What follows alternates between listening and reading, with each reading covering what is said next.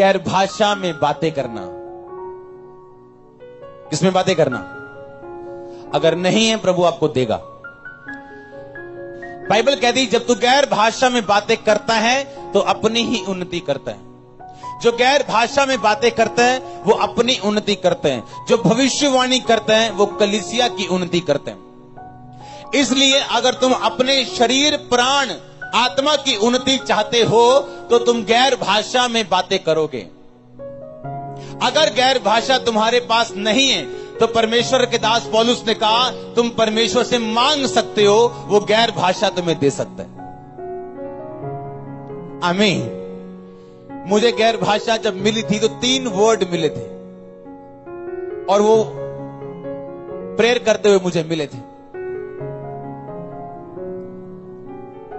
अगर आप गैर भाषाओं में बातें करें तो आप स्वर्गदूतों की बोलियां बोलेंगे और बाइबल कहती है कि आपकी प्रार्थना शैतान समझ नहीं पाता और आप भेद की बातें आत्मा में होकर परमेश्वर से बोलते हैं।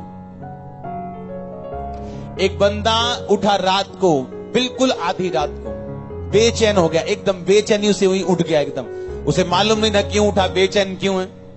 पवित्र आत्मा ने कहा गैर भाषा में प्रार्थना कर। गैर भाषा में प्रार्थना करता करता करता करता 1 घंटा बीत गया, बेचैनी खत्म हो गई। उसे मालूम था कुछ हो गया ऐसा, मेरा काम खत्म हो गया, होली स्पिरिट ने मुझसे प्रार्थना करवा ली, सो गया।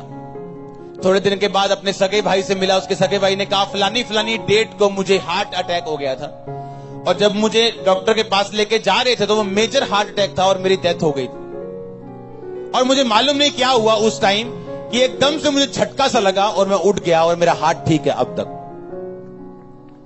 और उसने कहा कि उसी दिन को होली स्पिरिट ने मुझे बेचैन कर दिया और मुझे मालूम नहीं था कि बेचैनी क्यों है और मैंने गैर भाषा में प्रार्थना करनी शुरू कर दी।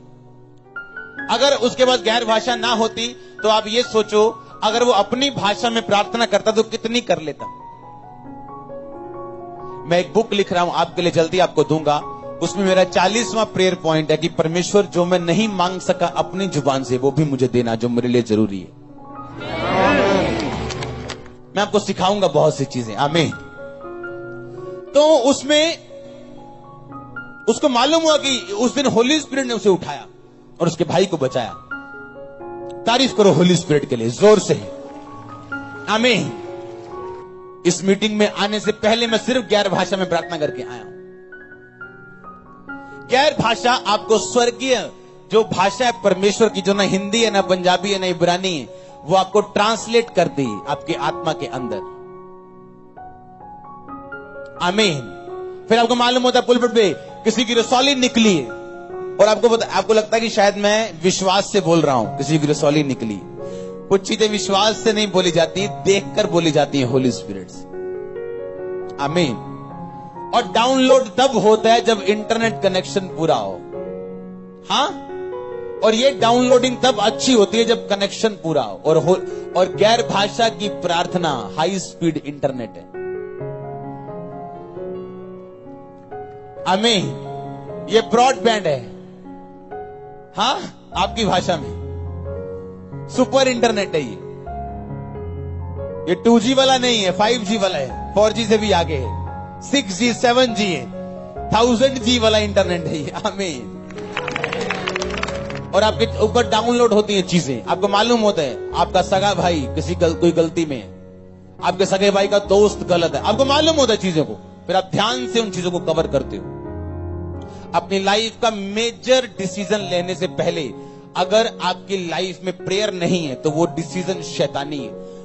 शैतान आपको गाइड कर रहा है, शैतान आपको लेके जाएगा। अगर आपकी लाइफ का मेजर डिसीजन लेने से पहले अगर आपकी लाइफ में प्रेयर नहीं और गैर भाषा नहीं है तो हालेलुया। तो गैर भाषा में बातें करना ये विश्वासी की निशानी है। बाइबल कहती है, मरकुस उसका लास्ट बाप कहते हैं, जो मेरे विश्वासी होंगे वो अन्य अन्य भाषाएं बोलेंगे। हालेलुया। तो आपने क्या करना है? गैर भाषाओं में बातें करनी है। अगर नहीं है तो जब वर्शिप होती है चर्च में, जब आप 1 घंटा आके वर्शिप करते हो, उस वर्शिप में मांगो प्रभु से, वो आपको देगा और आपको मिलेगी। इस चर्च में आपको मिलेगी, जहां जहां भी जीवित चर्च है आपको मिलेगी। आमीन। कितनों को समझ आ रही है?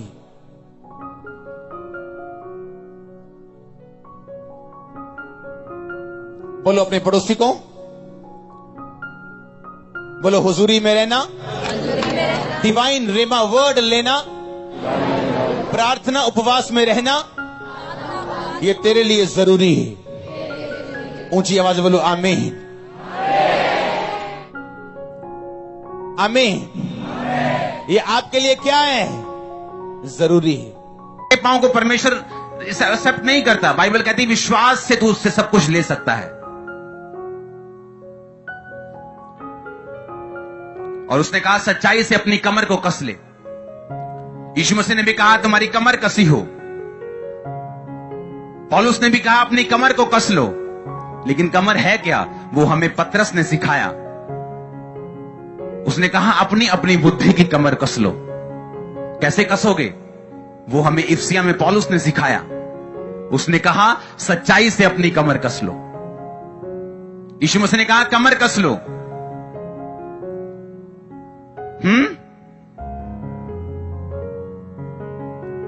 पतरस कहता है कि अपनी बुद्धि की कमर कस लो। अच्छा, कमर का मतलब बुद्धि। कसे किससे? पौलुस कहता सच्चाई से अपनी कमर कस लो। आमीन। उसे कहता सच्चाई से अपनी कमर कस लो। फिर से पढ़ेंगे उस आयत को। सत्य से कहता अपनी कमर को कस लो, क्योंकि जब शैतान तुम पे अटैक करेगा वो तुम्हारे दिमाग पे करेगा। अविश्वास का जब अटैक होगा तुम्हारे दिमाग में होगा। तुम्हारे आसपास क्या हो रहा है, इससे अपने विश्वास को इस चीज पर केंद्रित मत करो। अपने विश्वास को इस चीज पर केंद्रित करो जो वचन में लिखा हुआ है वो सच्चाई है।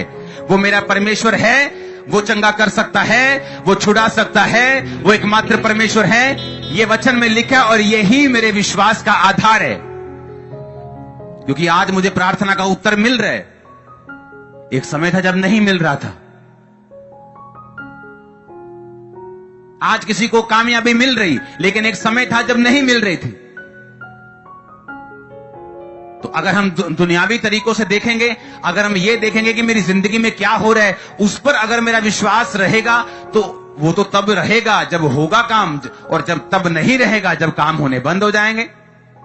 तो इसलिए परमेश्वर ने कहा अपनी कमर को अपने आसपास की घटनाओं से नहीं, अपनी बुद्धि की कमर को सच्चाई के साथ कसना है। और बाइबल कहती है इस दुनिया में सब लोग झूठे हो सकते हैं, देश झूठे हो सकते हैं, लेकिन जो आपके हाथ में ये वचन है ये कभी झूठा ना था, ना है और ना हो सकता है। ये जो आपके हाथ में वचन है कभी झूठा नहीं हो सकता। आमीन।